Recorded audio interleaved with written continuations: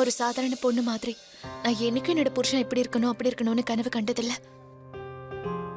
ஒருவேளை நான் அப்படி ஏதாவது கனவு கண்டிருந்தேன்னா அது நிச்சயமா இவரா தான் இருந்திருக்கணும்.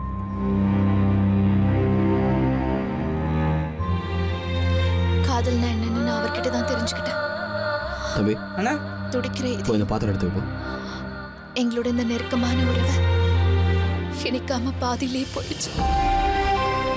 அதுக்கப்புறம் எங்களோட கண்கள் தான் எங்களுக்கு வார்த்தைகளாச்சு.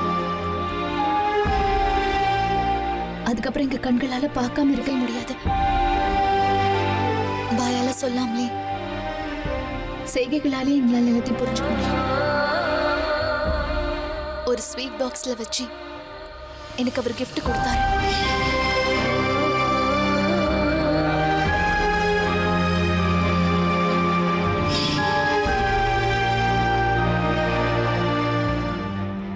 நான் படிக்க ஆசைப்படுறேன்னு அவர் தெரிஞ்சுக்கிட்டாரு. அவர் என்னோட கனவை நினைவாக்குறதுக்காக முதல் அடியா எனக்கு அந்த புக்கை கொடுத்தாரு. அதுக்கப்புறம் என்னோட கனவுகள் எல்லாத்தையுமே அவரோட கனவுகளா பார்த்தாரு. சொல்லுங்க சூர்யாண்ணா.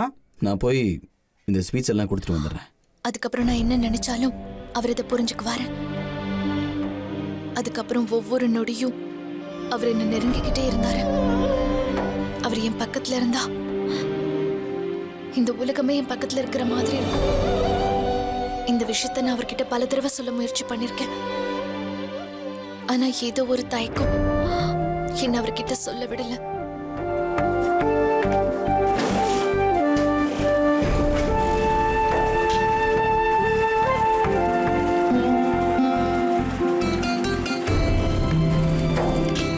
அவர் பின்னாடி நான் ஸ்கூட்டர்ல போறப்போ அவர் தோற்றத்துக்கு கூட எனக்கு தைரியம் இல்லாம இருந்தது. ஆனா கண்ணாடியில அவரோட முகத்தை பார்த்தாலே எனக்கு நான் நினைச்சது எல்லாமே எனக்கு கிடைச்ச மாதிரி இருக்கும். எங்க மனசுக்குள்ள இருக்கிறத நாங்க சொல்லாமலே தெரிஞ்சுக்குவோம்.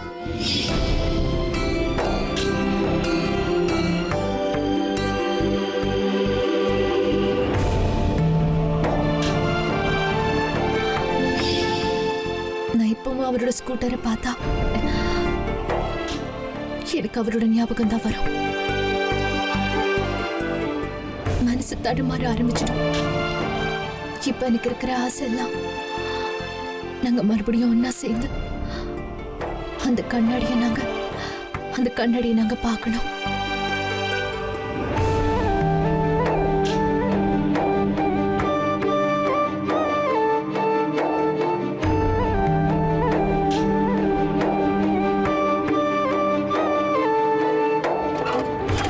வாவ் சந்தியா, செம ஃபீலிங்கான லவ் ஸ்டோரி உங்களோடது.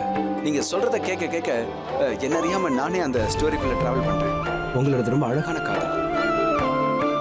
நீங்க உங்க புருஷனுக்காக ஏதாவது மெசேஜ் கொடுக்க விரும்புறீங்களா? இல்ல, நான் அவருக்கு இப்போ எந்த செய்தியுமே சொல்ல விரும்பல.